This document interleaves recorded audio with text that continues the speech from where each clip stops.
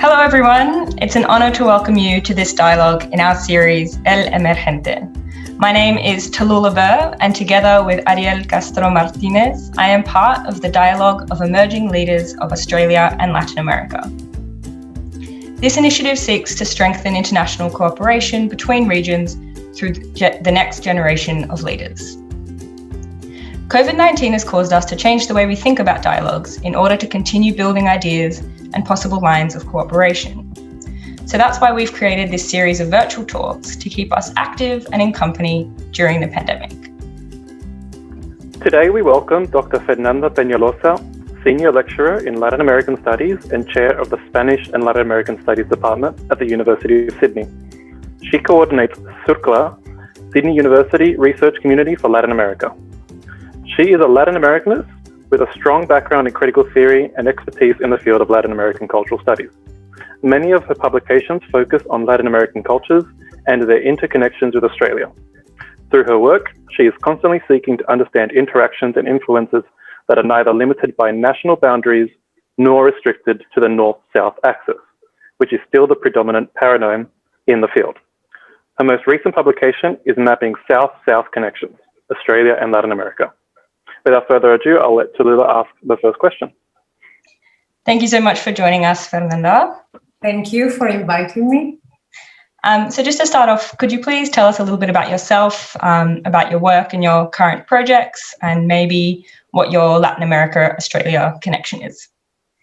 As well, currently I've got two projects. One that I've started a few years ago, and it's about the circulation of Latin American cinema in Australia, which it's a very challenging project to do right now because one of the circulation sites that I look at are film festivals, and everything has been impacted by COVID. So while I haven't been able to interview the audiences, I've been interviewing the organizers and people who are programmers and curators, because the aim is to understand how Latin American cinema, or cinemas, shall we say, because there's the plural for everything, every time we think of Latin America due to its complexity and diversity that the region has, and that's, of course, the case with cinema as well. So how Latin American cinemas are viewed in Australia. So that's one project. The COVID situation, like for many other academics, made me rethink about ways in which my research could contribute somehow to address the most important shifts that we can see in a current situation. And I was dismayed to learn of the precarious situation in which many international students are here in Australia, something that anyone working in higher education knows. And of course, you know, there were so many discussions in different institutions about the impact that the lack of international students coming into Australia or able to continue their studies will have in the revenues and, you know, all these kind of discussions. But of course, for us as educators and researchers, our interest is also to think about, you know, the well-being of international students. And I was shocked to see how vulnerable they were already before the pandemic, and of course how the pandemic exacerbated their living conditions, the levels of stress, the sense of uncertainty, the ways in which you know, the high fees impact on their finances, and of course the restrictions with visas.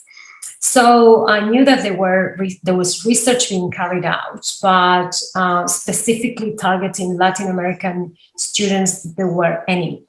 So I wanted to do it, and I've decided, and working with Luis Salvador Tallulah from ANU, who is a professor, and his area of research is mental health, and Giselle Gallego from University of Notre Dame, whose area of expertise is public health.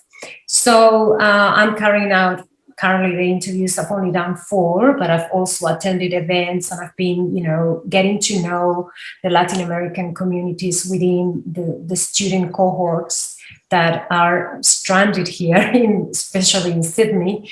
And I think it's urgent for us to document the experiences of international students as ways to especially create awareness around, I think, public opinion in regards to the services, or better said, the lack of services out there to support international students who have been actually instrumental in feeding the Australian economy in ways that, I think morally demand for us to create networks of support.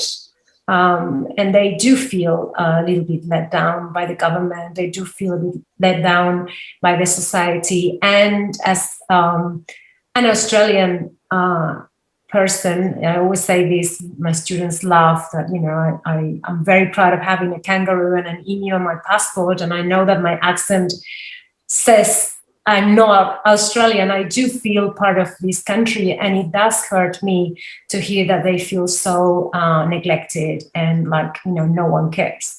So with this research, I'm saying I do care, and other people care, and we just want to be able to document their experiences, but also see if there are ways in which we can inform public policy so that there are services that are available. And one of the things that really impressed me is that even the students themselves have really good ideas in how the resources from the government can be maximized, and how ways in which the students themselves can feel that they are contributing to the culture, to the economy, to the history of Australia in ways that are extremely positive. That sounds really interesting and like really important work. If there is a Latin American international student listening that kind of wants to get in touch and have their experiences recorded, is there somewhere they can go? Or yes, they can email me directly. So it's Fernanda.Peñaloza without the N yet.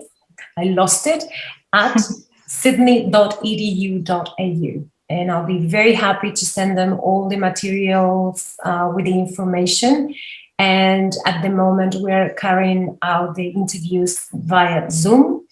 And my Portuguese is very limited. So I'm kind of trying to only interview Spanish speakers from Latin America. But I do have a Brazilian student who's very willing to do the interview. So we'll see how that works. But I'm aware of the fact that, sometimes when we talk about Latin America, it seems to be very dominated by this notion of the Spanish language, when we know that the biggest country in Latin America actually has Portuguese. And of course, we have indigenous languages in Latin America. But, my linguistic competence is limited to very poor Portuguese and very good Spanish. Okay, thank you. And so what's your personal connection with both regions? Well, I grew up in Argentina, but my father is Peruvian. So that kind of upbringing of having a very different culture within my domestic family everyday life always made me feel very much part of Latin America. I think more than, the average, I think Argentine might feel. So my expertise was really developed with this profound curiosity that I had in regards to how identities are construed, So why for some people it seems like the national is it's the sort of framework against which their notions of identity unfold. Why for some people is the regional, why for some people it's the regional, and I'm not talking about the continent, but a specific region. And I come from a very mythical region, which is Patagonia. It's the south of Argentina and Chile. And so I really had a very, I guess, visceral understanding of how identities can be negotiated, reworked in many different ways, right? And academia gave me the tools to conceptualize those interests. And I feel, very blessed and privileged that I had the opportunity to do my postgraduate studies in the UK. I lived there for 8 years, and then I needed a change in my life and in my profession. And I applied for a job at Sydney Uni, and I've been here since 2008. But my connection with Australia started earlier than that, because I always wanted to improve my English language skills, and I wanted to be an exchange student, and my parents really encouraged us to do that. But I always was a bit of a rebel, so I didn't want to go to the US, and I didn't want to go to the UK, and I was fascinated by Australia. And I was in a very tiny town in Queensland called Dyborough, which now is a suburb of Brisbane, but back then was a separate town with 1,000 inhabitants, very rural. And back then, 1990. So that was like, my God, that was 13 years ago. And so I've been always very fond of Australia. And, I'm not naive. I don't think this is a perfect country. I know it has its flaws, but I feel at home. I never felt at home in my own country. So I'm a bit of a peculiar kind of migrant in that sense. Okay. Yeah, I think that concept of shared identity is something that would resonate with a lot of people as well. So that's really interesting. So turning to your book, Mapping South-South Connections. So from my understanding, that's kind of premised on the assumption that Australia and Latin America can constitute a form of South-South relations, in contrast to North-North or North-South regional relations. Can you tell us a bit more about what you mean by that, and whether you think Australia is really a region of the global South? Yeah, first of all, I think we have to be careful with the way in which we use categorizations.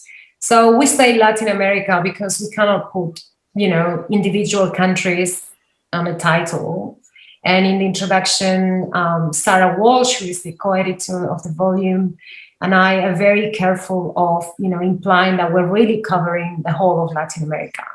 As you know, Latin America is a very diverse region. And sometimes people talk about, when they think about Latin America, of course, we're talking about North America, which is Mexico, and then Central America, and then the Caribbean region and South America. So it's huge diversity, but we tend to neglect a lot of countries. Like we hardly ever hear anything about Honduras, or hardly ever hear anything about Costa Rica, and it's usually what I call the usual suspects, right? And the same happens with cinema production.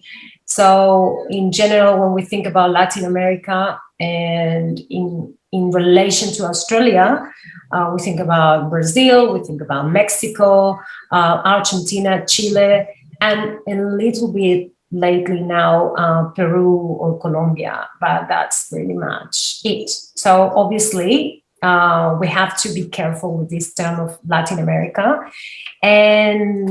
But it's, it's a very powerful categorization that is very meaningful. And it's there to produce research projects, to justify area studies, and to get jobs like the one I have. I'm a senior lecturer in Latin American Studies, which is it's a very powerful symbolic label, as I said, but one which we have to engage with a critical stance.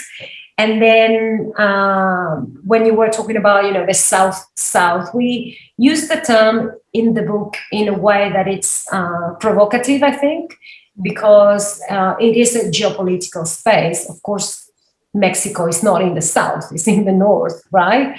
But it is the South from the perspective of the North. Right? Mm-hmm. And even a lot of people are not aware that it's actually North America. Mexico is North America.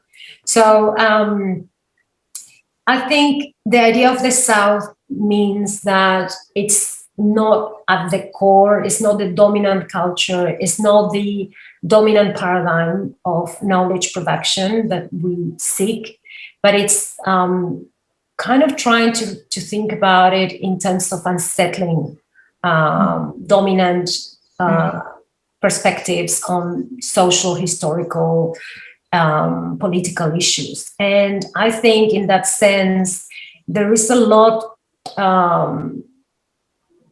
that Australia can gain, and the same applies to Latin America, but other, regions that are not part of the Anglo sphere of dominance, that in looking at other ways of being and knowing, right, that are not necessarily the dominant ways of producing knowledge. And, any elite from Latin America would consider themselves as being part of the dominant culture. Any elite in any corner of Latin America would consider that they are part of the Western tradition. But that doesn't mean that that experience is the only experience that we come across in Latin America. And I think while, there are very interesting facts, historically, I think there are fun facts that link Australia with Latin America and perhaps the most comparable countries in terms of the colonial patterns and the percentage of indigenous populations are Chile and Argentina with Australia specifically, because, Bolivia is a completely different story and so is Mexico. But there are some interesting ways, I think, in which we can see that there's been a neglect in those connections, and also that strategically Australia not necessarily has been, looking at Latin America, but that is changing. But that, it's more in the sphere of politics or economics. I'm more interested in flows of knowledge production and experiences, which I think could be very useful for indigenous peoples, for social movements, for feminist agendas, for LGBTQIA+ movements. I think it has a lot to do with that sort of political and social mapping that we can establish that sometimes I think the very fact that it's decentered enable us to have more enriching discussions and conversations. So interesting. So I guess starting with, on the topic of using perhaps a term to paint a region or a theme with a very broad brush, in the same way that we might be cautious of using the term, say, Latin America, do you think we might be a bit cautious of, using the labels North and South to either unite or divide those regional relationships? Yeah, absolutely. I mean, language is very limited, right? But it's about reclaiming, some form of terminology that helps us to think about that decentering. Because, there was margin and periphery, or center, periphery, margin, center, all these kind of terminologies, and there's always something new. Or now it's very much in fashion talking about what's been for quite a few decades, decolonial patterns.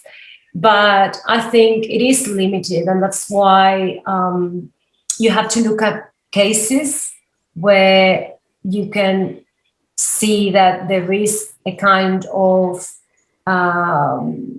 production of ideas or discourses that are not necessarily so dependent on dominant understandings of what is happening in the world, because I think there are a lot of assumptions that are made in regards to what Latin America is, because a lot of the images and a lot of representations that come to Australia, they do so through the lenses of the US cultural and entertainment industry. So it's through the lens of the US entertainment industry that we get a glimpse of Latin American experiences.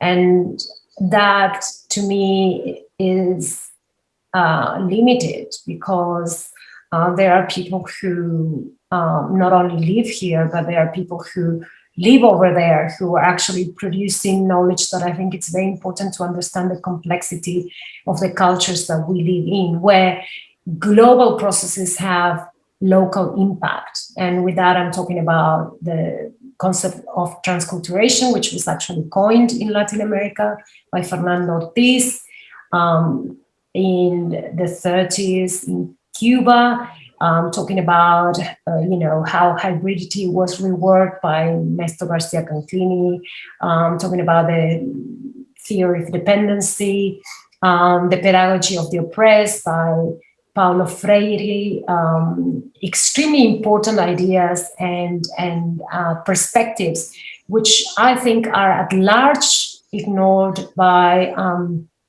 Australians producing knowledge, but also, people who are interested in Latin America. They ignore that sort of place of Latin America as a site of knowledge production. So what we see, I think, sometimes is a little bit, I guess, superficial or not entirely accurate of the diversity of ideas, of the expertise and the traditions, particularly intellectual traditions. And I think that's, that's a loss for Australia in regards to, could be the same for even people who are closer, like Asian cultures. Like, I know I'm using this Asian umbrella, but, there is this kind, I think, of ignorance about African traditions or Asian traditions of knowledge production. So it's always, like the US, and then we go for food or entertainment to the rest of the world, but not necessarily for asking better questions, because I think if you are exposed to a broader set of ideas, then you are prepared to ask better questions, Yeah, Absolutely. I wanted to speak on this because I think there's a lot of wisdom in being cognizant of where those labels help to seek these commonalities. But then when there's complexity that is hidden behind those labels, breaking them down and looking for more multi-dimensional sort of connections between Australia, but also within Latin America. Specifically, my mother, who is a Uruguayan immigrant, when she tries to find a show in Spanish on Netflix, she only finds shows about drug cartels in Mexico, and she's like, this is not what I asked for. I was asking for like something Latin American, something Spanish, but we're sort of inheriting this dominant perspective, this north-south perspective of Latin America in Australia. And so in order to sort of find different connections, south-south connections between Australia and Latin America, I wonder if you can sort of speak to any other sort of commonalities that you think make Australia and Latin America southern partners. You did mention settler colonialism, and that's the commonality with Chile and Argentina. So I don't know, can you think of maybe other lesser known commonalities that Australia shares with Latin America? Yeah, I will address that, but I'm very tempted to also address your mother's frustration, if I may. You particularly may. Because coming from Uruguay, it is even more hurtful, because Uruguay is the country that has very solid democratic institutions. where the legislation of, different issues such as divorce and the legalization of marijuana has been, like the act to follow as a very progressive set of, policies that the country has made. So it is particularly hurtful. And it reminds me as well of, my students. Sometimes they're very well intended and they say, well, it's a very machista, it's a very sexist continent. And while that is true, we also have to remind ourselves that there are some pieces of legislation, particularly, when it comes to same-sex marriages that were actually before Australia. So we cannot keep on, judging levels of advancement or development with those kind of simple indicators when we can see that even, a society might still be homophobic or still might be misogynist, might be showing, on the one hand, a very strong platform of activism that is demanding change from decades, and then the success of those demands that are met with a great deal, I think, of political negotiation, but also political will, which, ends up in providing legislation that meets those demands that have been circulating for so long and met in not only Latin America, but in a lot of corners of the world. So if we think about same-sex marriage, is a very interesting example, because we know that in Australia was extremely difficult, that pathway. So, but yeah, I have addressed that. So I feel very sorry for your Uruguayan mother, because she probably thinks that all that kind of very sophisticated engagement with pieces of legislation and progressive, historically being very progressive Uruguay is completely invisible, because that doesn't fit in with the stereotypes. So it's hard to incorporate it. So in terms of other commonalities, I think at times what especially political scientists and people working in the field of economics say is that there is a missed opportunity of Australia as well as Latin America to look away again from the usual trading partners. And, this shift has happened in Latin America as well as in Australia, that they are looking for China. There's a lot of controversy, and there's been a kind of very, I think, lack of shame, I would say, in trying to make profit out of the consolidation of China as a potentially a rival to the US, and at a global scale, but also in trading. So I think that's something that they both have in common, that they have, when they had to look elsewhere, they have gone to China. China is one of the main traders for countries like Brazil, Chile, Argentina, and I'm not sure if I'm forgetting one, but that's the same with Australia. Australia is becoming increasingly more dependent on China, and with all the political implications of that, because they kind of gloss over some problematic issues. Then I think the other commonalities they have with countries in Latin America, in the case of Australia, is the urgent need to address the question of the environment. And there are some, I guess, links that perhaps some people ignore, but there's been a lot of controversy. And again, I go back to Chile, but Patagonia region, but in the last few years, there have been mining projects that have been extremely controversial because of the potential consequences that they will have in the environment. And there are Australian mining companies behind these projects, which again, when people think about the environment. That is a very, very contentious issue in Australia, and it's the same with Argentina, where economic interest and political interest are sometimes blocking the need to have a really productive discussion that will potentially help us to, you know, save the planet, whatever is left.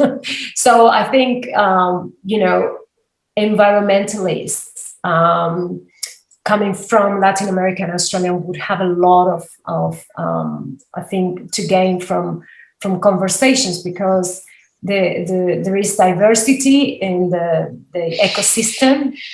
ecosystem of many countries in Latin America, as well as in Australia. There are areas where we can see that there is already the certification of the soil. There's, you know, the kind of danger in terms of the resources of natural resources that have been exploited, like, you know, deforestation and all these kind of things. So there are a lot of, I think the environment is something that is to share. And then the other main issue is that when you look at some statistics in Australia, the way in which the indigenous peoples, the Aboriginal Australians, are being left behind in any kind of statistic that shows, you know, progressive advancement, for example, access to education or health, and you can see that they are always behind. You know, they always have to lose in those statistics that show us how many people have access to education, how many people have access to health, how many people have access to welfare services, and then they are kind of leading the statistics of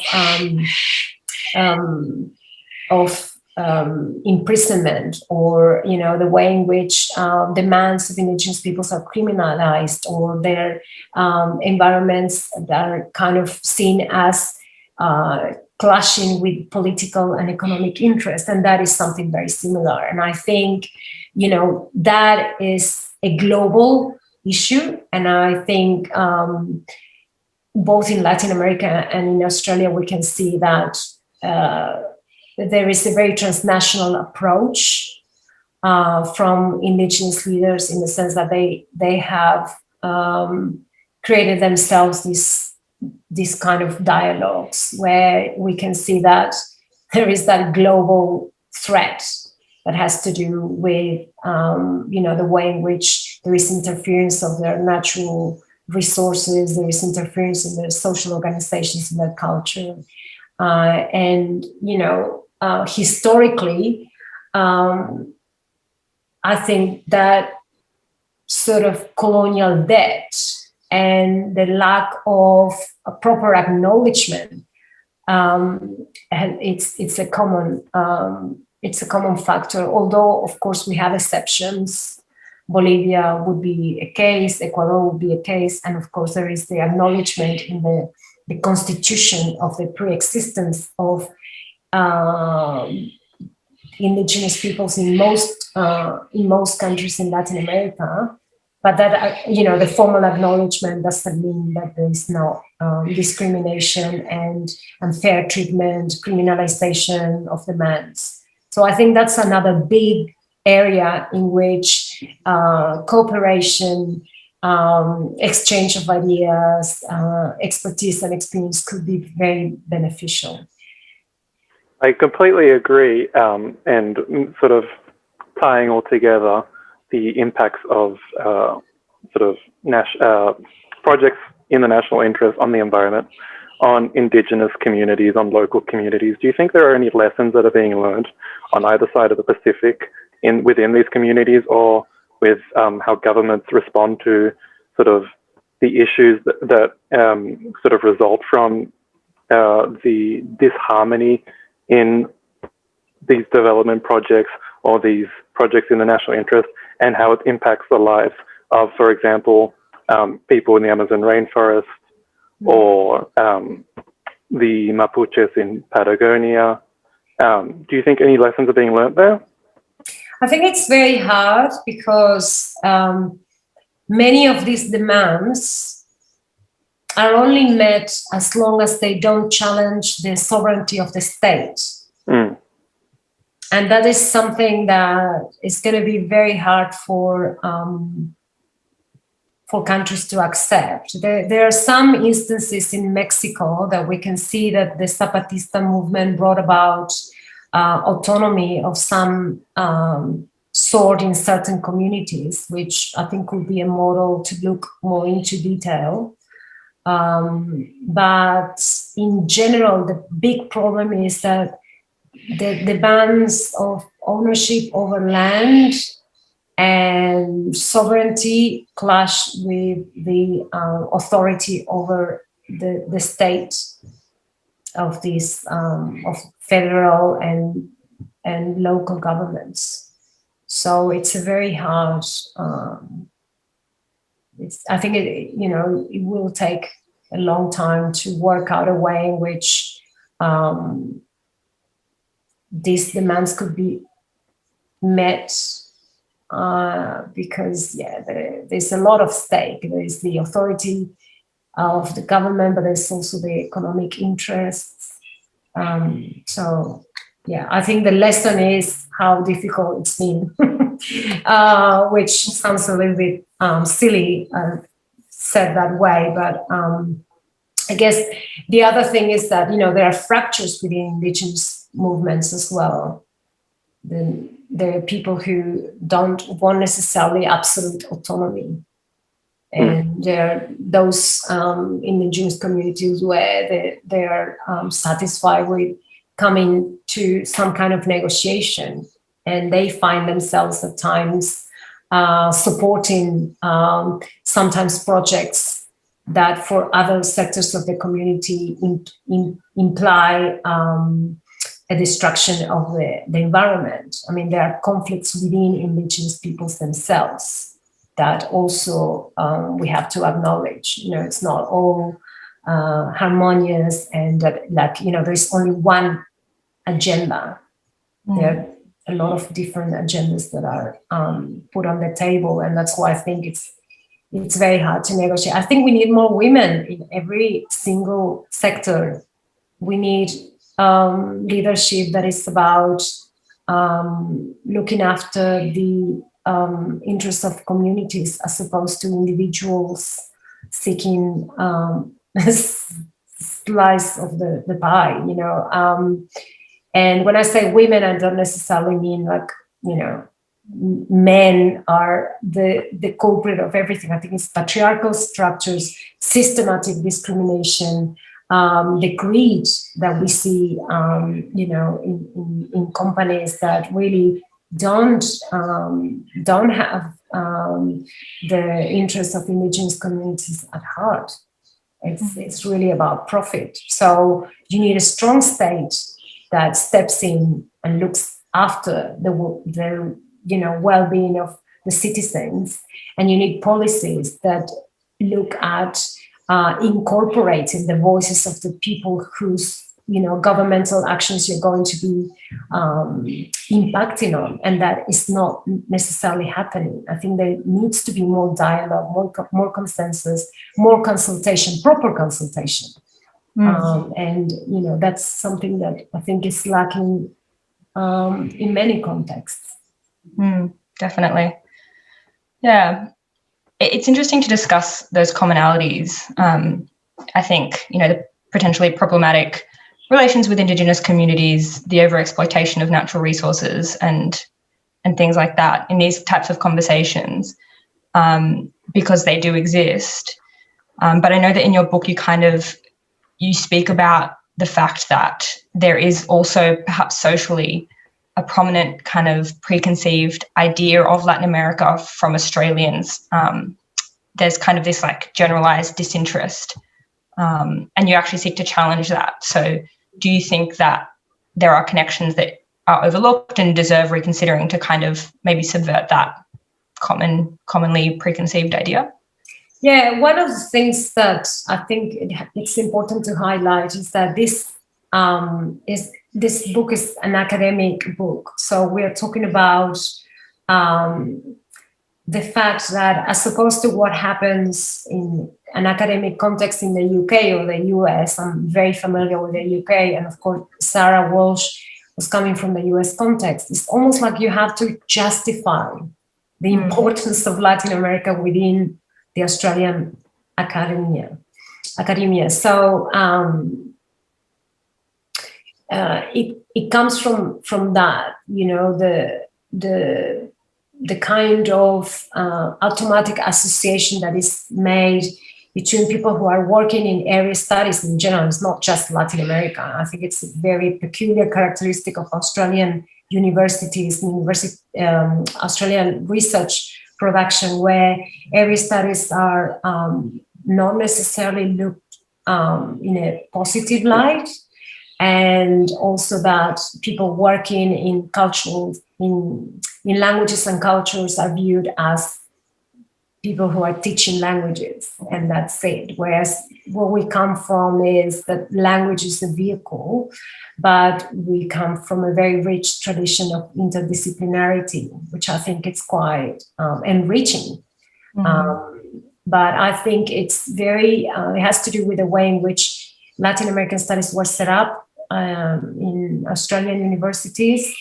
But I think my students and community in general has a bit of a better understanding, at least of what I remember in the 1990s. And they are very curious and they're very interested. And there are so many funny and strange links that people are not aware of, like the jacaranda is such a symbol of Australia that actually comes from South America. It's a native of Brazil, Argentina, and other countries, and it was introduced in the second half of the 19th century in Australia. Most people think that that's an Australian tree, and it is an indigenous language, Tupi language, the term comes from. So it's very I think fascinating, from what I was saying before, how symbols, notions of identity are construed, because there you see one of the symbols of Australia is not actually Australian. Yeah, and it pertains to that flow of the British bringing goods and services, but also bringing ideas. And then Mary Gilmore, who is completely neglected, and I'll talk about her in that introduction, because I find that fascinating, that she was this educator, socialist, utopian woman who shows a lot of racism in the trip that she did to Paraguay to establish a new Australia, their socialist community in Paraguay, and then travels to Patagonia and works there for a while, and then you can hear the racist overtones in her writing, and then comes back to Australia and becomes one of the first advocates of Aboriginal Australians' rights. So, why that woman has been neglected, why her story is not widely known, despite the fact that her face is on a $10 note, an Australian note. I've done this test with a lot of students in my classes, and no one knows who she is. And I always think, that kind of selective memory speaks of power relations. I mean, what is it that we should care about, what we should be looking at? And, some of it is anecdotal, some of it is, not necessarily so important. But I think trying to understand the connections that might be there, that have been ignored and have been neglected for many decades, tells us what is it that Australia has been aiming at in terms of, its notion of progress, its notion of opportunities, and what kind of model of country And it's been, pretty much looking to the UK and the US. And, when you think about the way in which the COVID has been managed in the UK, in the US, the way in which racial relations have been managed in the US, there are models not to follow. And I'm not saying that Latin America has all the answers. And of course, there's horrible things happening with COVID, especially in Brazil. But there are some other ideas that have been implemented that have not necessarily been fully tried or even explored or aware of in Australia. And I'm saying, that applies again to other corners in the world that don't have the power of being dominant cultures. And I think Australia is very ambivalent in that respect, because while Australia might place itself in a sort of developed,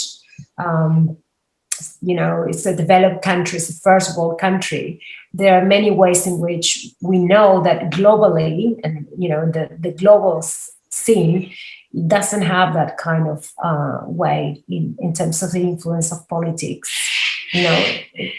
Australia is not a leading, unfortunately, it's not a leading country in terms of decisions that are being made. It kind of aligns itself with the powerful. So, and I think that's a bit of a waste. Yeah. Okay. I want to pick up that idea of progress. I'm really interested in how you were talking about how important it is that narrative shape discourse in the way that we move forward. And you kind of spoke about, lessons or not to learn from the UK and the US, because I suppose in comparison, Australia's potential understanding of Latin America is quite recent, is quite new. And so I'm wondering if you think that there's an opportunity, and if so, how, for us moving forward to kind of correct our understanding of Latin America to get it better, or to even diverge from the way that other regions think about Latin America. Yeah, I don't know if, it's totally accurate that Australia really ignores Latin America anymore. I think there's been a shift. We have to remember that there are two free trade agreements, one with Chile, the other one with Peru more recently. I think for many years when, Australia thought in terms of economic gains in the kind of more transnational space, and they were thinking of the Pacific, they were thinking of the Asia Pacific, and now they're looking elsewhere. So I think there is a shift, and, there've been artistic projects that connect countries from Latin America with Australia, as, the work of David Corbett, for example, in the book Reflects. There is more interest in trying to establish comparisons, particularly in terms of, I'm talking about academic production, in terms of, migration flows, because when we talk about Latin American diaspora, again, Australia is outside the map, but there is more interest in that. So there's some studies that have been carried out by scholars. So I think, it is changing, and there's a little bit of more sophisticated and nuanced understanding. There's a great deal of curiosity. And, of course, as a migrant, one might experience discrimination or stereotyping, those kind of things. But I think it's a very different situation that what you would find in the US context. So I'm very happy to see that there is, for the first time in television, a representation in Australian television of Latin American migrants in this TV show called Bump. I don't know if you've watched it. Yes, I haven't watched it. Well, it's a very interesting take on the Latin American migrants, and it's produced by Claudia Carvan and others. And I think it shows that even though the population overall, I think in the last census was like 104,000 in the whole of Australia, which is 0 point something of the population, I would assume. I don't know. I'm not very good with figures, but there is visibility and there's interest in people to see their stories reflected as part of this incredible diversity and richness that Australia has in terms of humanity.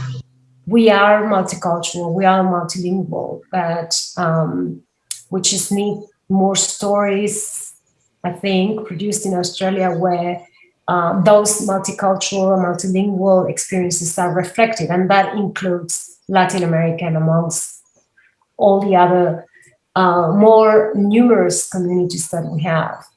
And I think in a current global context where we can see that there is so much hatred and so much disregard for those who are different, and those kind of violent confrontations that we see. It's more urgent than ever to try to understand that, what might be for me a way to do things in a certain way, that's the only way. It's actually blocking my opportunity to have a far more enriching and fulfilling life, because there is a variety of perspectives, there is complexity. We cannot just think anymore, not even in binary terms.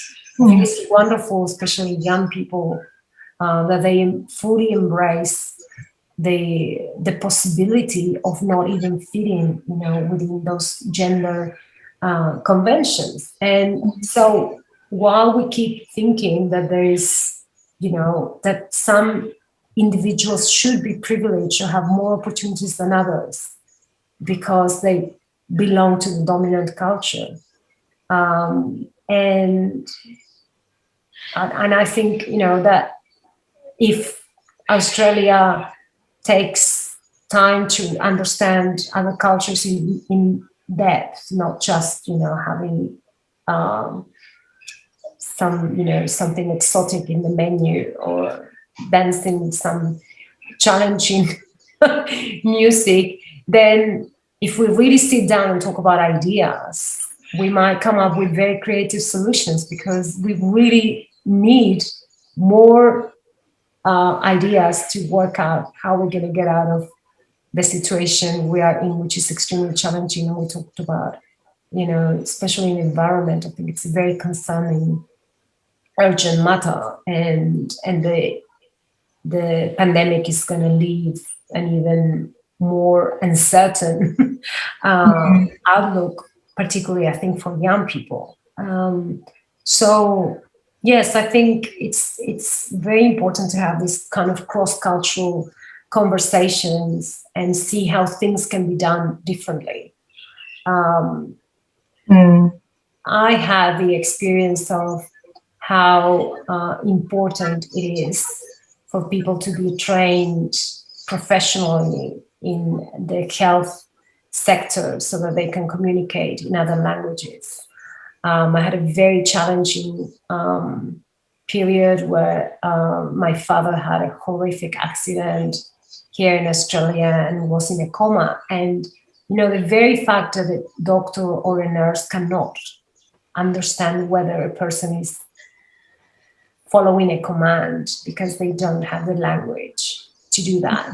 And the fact that, there are services there for interpreting, but the stimulation of the patient is key. So it all ends up being the responsibility of the carer, right?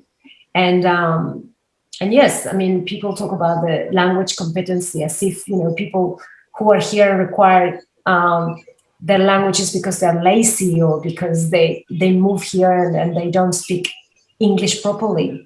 But there are circumstances where, we have a population where there 25%, I think, of the population of Australia was born overseas, and I think almost the same for parents of people who live here. So it's likely to happen that maybe those parents move here. It's likely to happen that you will develop dementia and you will forget your linguistic skills, because that's what happens.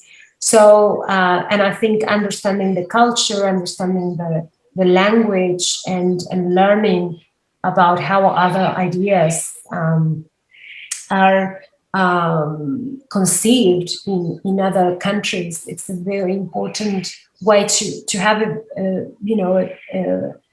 more, I think, a more just and fair society, because we all need to have the same opportunities to access the same services. We all need the same opportunities to, for career progression, for all kinds of benefits. And yeah, I mean, I think with certain nostalgia, some people might see Australia as a macho, white, straight country, but I think things have changed quite radically, and we need to start thinking together ways to improve as a country, and that dialogue needs to be plugged with different voices. It cannot be one voice leading or being louder than others. I think you're absolutely right. And yeah, a really important part of that is representing that diversity, in popular culture on TV and things like that. Do you think that there are any kind of old ways that we might think about Latin America that we perhaps need to break free from or stay away from? I don't know. I think because I'm getting older, I might be a little bit more forgiving, but I think stereotypes are quite reductive, but they also speak of one way to try, as a cognitive exercise, it's one way to try to understand that which is different, right? And it's kind of more, I guess, trying to simplify the complexity of something I don't understand. And we all do that, And also, I've noticed that, in my study that I've done with, or that I'm still doing Latin American cinema in Australia, what I've noticed is that, for example, the film festivals have a lot of trouble to sell the idea of Latin America without resorting to, salsa and and empanadas and tacos and, tequila and all these kind of things, because they need to attract audiences that know nothing. So I think the stereotyping itself is not terrible. It's like, the first door through which we can go. But, as appealing as this notion of colorful and passionate countries full of llamas, or I don't know what images might come up, or spicy food, or I don't know, fiesta, or there's something else. There is that, but there's also, I think for me, more importantly, is the wonderful music, the incredible literature, the richness of ideas, and yes, Latin American countries have been struggling politically and socially, but there's also, the responsibility of the governments, but there's also, the power relations within a global map where the hegemony of the US and Northern European countries is very hard to challenge. Right, and now China comes in, and everything is a bit shaken up. But there is a global order, which I think it's also an obstacle from some Latin American countries to really establish themselves in more successful ways within this transnational flows, not only of trade, but I think ideas and cultural products. So we look what happened to Cuba because it tried to defy the global order. We can see that staying there, hanging from a very thin thread, and everyone looking at it as a kind of miracle. But that's what happens when a country defies the global order. And I'm not saying Cuba is perfect at all, but the punishment is incredible. You just don't mess up. Don't mess up with the global order because you will be punished. And I think it is that kind of patriarchal order, and there is a transition. I want to stay hopeful, I can see that young people like yourselves and the students that I teach have a way more open-minded approach to issues, and there's a different sensitivity, I think, around these issues that I think creates the fertile ground for more productive dialogue. And I do hope that the current leadership of all countries, because I can't think of any country except perhaps of New Zealand where leadership is really non-patriarchal or not responding to systemic injustice or discrimination. I'm really hoping that if that kind of leadership is reconfigured and challenged and unsettled by younger generations, we probably will have a very different outcome. I'm just hoping that will be the case. Yeah. And do you think, should that fertile ground, be taken advantage of? And, if there are growing South-South, say, approaches to regional relations and we are able to kind of build that momentum, do you think that's kind of a way that Australian, Latin American relations could benefit? Yeah, I think so. I think that, there are linguistic barriers, there are cultural barriers, but I think,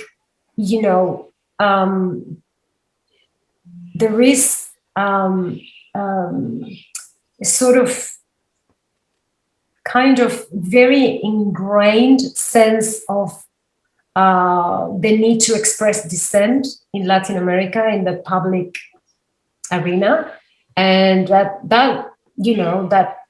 was almost destroyed by dictatorship. But even during dictatorship, people still challenge authorities, still try to move forward for a more just society. And I think Australia has demonstrated that in spite of the repressive ways in which demonstrations have been treated in this country, there's still that faith, I think, in social movements to bring about change. And I've seen it with the students. I mean, the police forces outnumber the demonstrators here. It seems like, I know I'm exaggerating, but that's how it feels.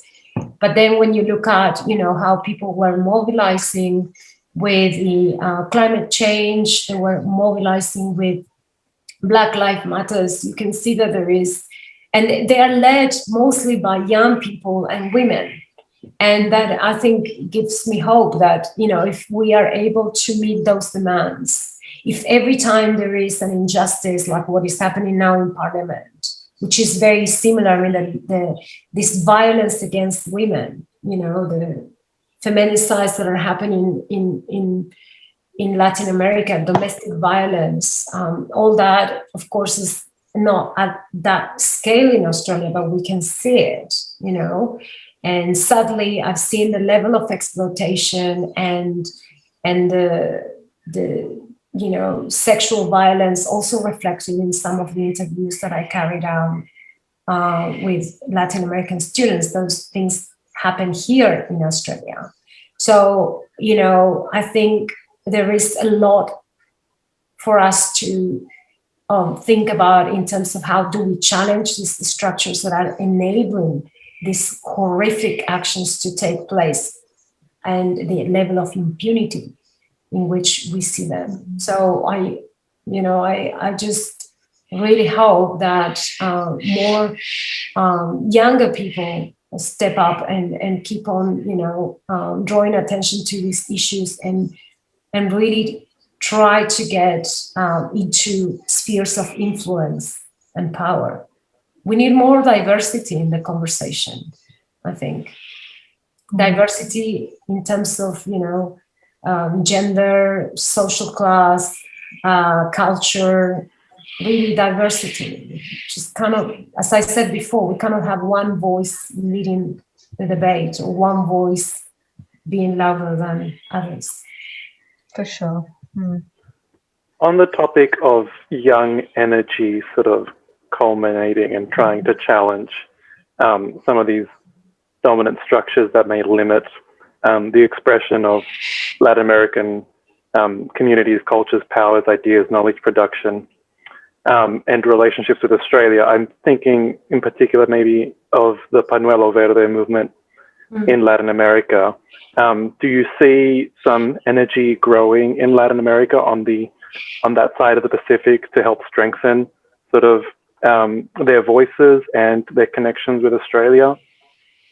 Yeah, I think it's a very good example, of the willingness for change and the desire of citizens to take full control over their affairs. In this particular case, woman's body, and challenging the influence of the Catholic Church, even though Latin American countries are secular, which is not the case of Australia. Australia is not a secular country. The head of state is the Queen of England, who is also the head of the Church of England. But even though we have secular states where church shouldn't interfere in any matters, we still have some constitutions where there is that requirement that the president should be a Catholic, and that kind of long historical sort of power, the kind of power relations that have been developing with governments and the church obviously means that it is very hard to have abortion laws, which is absolutely unacceptable.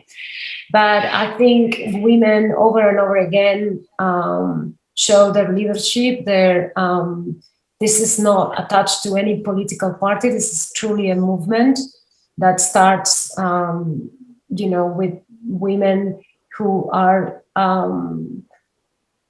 enraged because, not only women's bodies are seen as something disposable, which happens with the Ni Una Menos movement, trying to bring justice to all these feminicides that are happening across Latin America, a movement that started in countries like Argentina, and then the reclaiming of the sovereignty over your own body with the demands for abortion laws. So we can see, I think, that women are leading and that there is a different way of engaging with politics, and there are ways in which patriarchal structures are being challenged. But I think there is a lot of work to do, and I don't really think, like some of my students do when they start my courses, and I think towards the end they kind of start having some doubts. But I don't really think that there are countries in Latin America that are more sexist than Australia, or that Australia is more sexist than countries in Latin America. I think they manifest in different ways, but the ruling elites are about white privilege. They're about heteronormativity. They're about patriarchal structures. I mean, there's no doubt. And then there's always the exception, right? We have the exceptional leader, the exceptional vice president in the United States, Kamala Harris, but there are exceptions. We have Jacinda in New Zealand that seems to be kind of forging a different type of political leadership, but she's an exception, right? So we are full of exceptions because the rule is still, that very same old story. So I do think that women's movements across the globe are showing ways in which we can reclaim ownership over our bodies and trying to create a more, a more just society based on freedom of, the freedom and basically freedom of being who you want to be, feeling safe, not having to be worried about your safety because you're a woman. I mean, this is, to me, it's inconceivable that we are even talking about this in the 21st century, that in some circumstances, being a woman is one of the most risky ways in which you can be a human being, right? It's crazy. And of course, when we think about indigenous women, Afro-descendant women in Latin America, then, things get even more complicated. And that's why I think intersectional frameworks are so important, so important. There is in this TV show that I was mentioning to you, Bump, there's a conversation between two characters, one who's, the character played by one of the Australian actors, and she's the lead, so she's a teenager, and then there is another character who's a Chilean girl who comes here to Australia, and there is that kind of idea that the typical sort of feminist approach that I'm rescuing as the proper feminist from the West, I'm trying to rescue those poor Chilean feminists, and there's a very interesting conversation about that. And I think those are the kind of conversations that we need to have more and more, because there are assumptions from both sides of what does it mean to be a feminist, what does it mean to be a woman, what does it mean to be a person who does not belong to the dominant culture. And we have, very specific terminology here in Australia, cultural and linguistically diverse. But, it's a very dangerous territory, because I could consider myself white or not. Some people might see me as white, but I'm still not part of the dominant culture. And, we still have all these kind of complex ways in which we perform identity and we feel identity. And it's not just one aspect. It's not just gender. It's not just culture. It's not just sexuality. It's not just, language. It's a combination of all these different ways in which we perform identity and conceptualize our own identities. 100%, I agree, because we're having a lot of conversations currently in Australia about, for example, the place of women in politics and how they are treated. And a lot of the issues that happen in Latin America and Australia and the world are reflected, but they're sort of reflected through the particularities of the politics or the geographies or the communities of their place. One of the features of the Pañuelo Verde movement is that it's very transnational. It's sort of across the continent of Latin America in different places. And I'm wondering if you think that there is a challenge in the greater size and diversity and complexity of Latin America to sort of understand Latin American movements for Australia, like in comparison to Australia, which just has the one sort of, well, Australia is also diverse, but it's one political unit, as opposed to Latin America. So the story of the legalization of abortion in Argentina is not the same as the story in Uruguay, which is just next door. So I wonder if you think that that's a problem in Australia's conception of Latin America and understanding this sort of these things we have in common, but also things we have to be particular about? Yeah, I think again, it's very hard to think about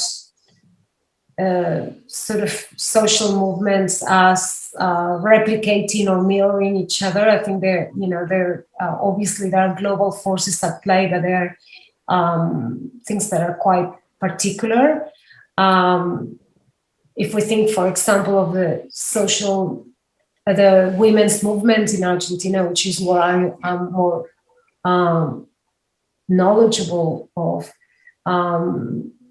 it started, the feminist movement pretty much the same time that the suffragette movement, but it was not, the feminine vote was not achieved until Peronism in the 1940s. And it was, there were many reasons why that happened.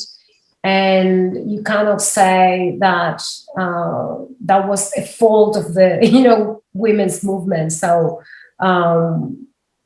I think the fact that certain countries achieve more equality has to do with so many different factors. At the time, what are the characteristics of the women's movement in Argentina were, for example, that it was led mostly by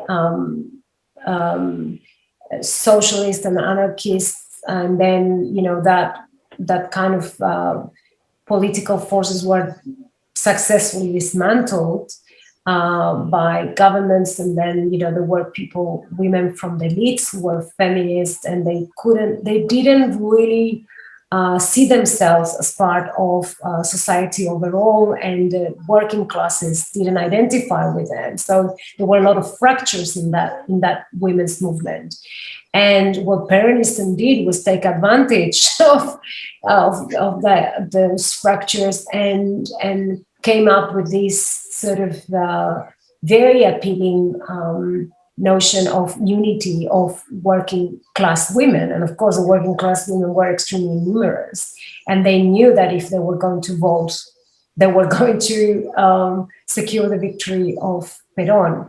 So, I mean, that is to give you an idea of the complexity, for example, in one country, and how we really have to understand the history and the context of it to see it, and not think, well, it's just because Argentina was not very as advanced as New Zealand, because New Zealand was the first country in the world that had the feminine vote, and obviously no one can match that. And of course, New Zealand, it's a very different context. So again, I think we just have to look at more in detail what happens in every context. And yes, as you said, I mean, the diversity in Latin America means that there are many case studies that you can look at, and many different trajectories of how the women's movement has unfolded. But at the same time, I think because of the impact of social media and how there's so many ways in which distances can be overlooked, I think that there is more and more a sense of the global impact of this movement. So, we've seen coordinated efforts across the globe. But, on X day, everyone is going to march or do some demonstration with support to environmental issues or advancing women's cause or Black Lives Matters. And then, there is that sense of community, paradoxically, in a very diverse context. So it is possible. But I think you have to know a little bit about the history of each movement to see why they didn't achieve what they set out to achieve earlier, or why it took them a bit longer.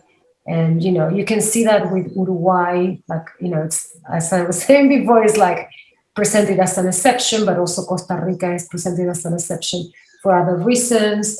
And they're always, things that you could say for one country, but doesn't apply for the other. So that's why, you know, it's the functional working label to use Latin America, but of course we have to think about the diversity of each country and the diversity within each country, which, you know, the situation of indigenous peoples is very different across different countries, and you know, you can't just make generalizations. But I think the one thing that I would say that is common in Latin America is a high level of uncertainty, lack of faith in political traditional institutions, and a very acute awareness of the power of social mobilization to not necessarily to change the course of history, because there've been a lot of you know, examples where we can see that necessarily didn't happen, but at least to express and channel demands that are not being met by the representatives of the governments. That's absolutely the case. When I was in Latin America, I was overwhelmed by the amount of sort of social protests on the street that you just don't get in Australia. So there's definitely something sort of in the air there that channels sort of these movements towards being more on the streets, more social, more loud. And the complexity is one thing, but there's also the complexity, the diversity of Latin America and its histories and its issues is one thing, but the other thing is that there's a lot of distance between Australia and Latin America that limits our ability to sort of see that detail, that complexity. I'm wondering if you think there's any way that sort of distance can be overcome, that sort of isolation between Australia and Latin America. Yeah, I think there are attempts, but, you know, in the media, there's not much information. Latin America is not really covered by Australia media, except when there are calamities or, you know, what's been happening in Brazil with the Amazons, or what has happened with COVID in Brazil, or any sort of news like that. I don't know what happened to Tallulah. Oh. She disappeared. But yes, I think the lack of knowledge comes because, you know, there is not much information available. There's not much around. You really have to dig out what is there. And pitching for the media, anything that it's related to Latin America, even when you try to connect it to Australia, is very hard. From my own experience, like, you know, it seems like the media is not interested. So I think the public opinion, it's pretty much deprived of the opportunity of doing that. So I think if they have any information, it's through diasporic organizations, community-based organizations, events. There's a lot going on, for example, in places like Melbourne, where there are these organizations that are also solidarity networks. There was a lot of activity around supporting the Venezuelan government in light of the conflict with the US. There's been, you know, a lot of I think that there are a lot of efforts from groups that are associated to Latin America through trade unions or Socialist Party that are trying to bring to Australia information about what is happening in Latin America in that kind of political and social spheres. But there is very little that you can get. And, you know, there's some stuff in SBS that you might come across, but I think that makes it very hard for people to be aware of what's happening. That possibly leads us perfectly into our closing question, and I thank you for spending so much time with us, which is for Australians who want a resource or a piece of culture to enrich their understanding or experience of Latin America, what would you recommend? And conversely, if you had to pick a cultural touchstone for Latin Americans to understand Australia, do you have any recommendations? Well, that's a very tricky question, but I think you have to, like when I say to my students, pick a country. Don't go to trying to understand the whole of Latin America first. Pick a country that might be of interest to you. For some reason, Tallulah is coming back.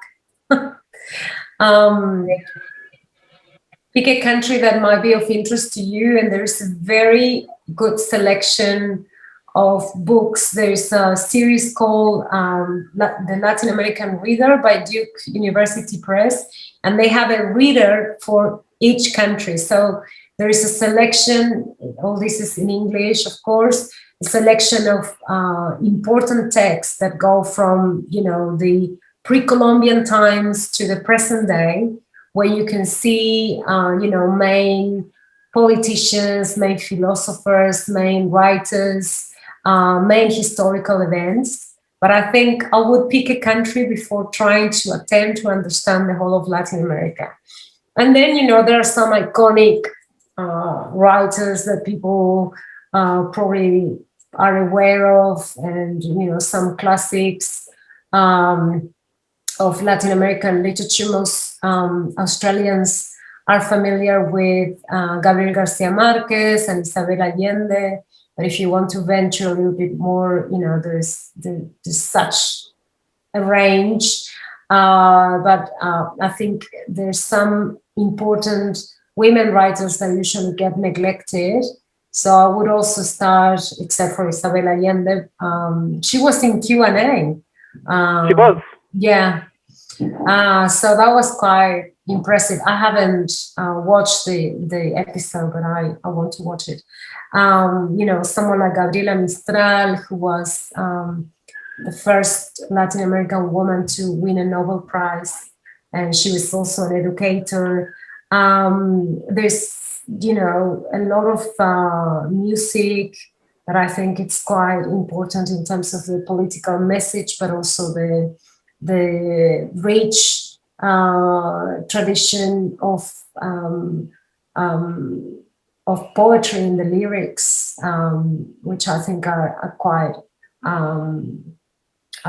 good way to start. And I think young people now might find even better all these kind of very interesting fusions of hip hop with Latin American folklore, and you can even listen to Quechua hip hop Quechua.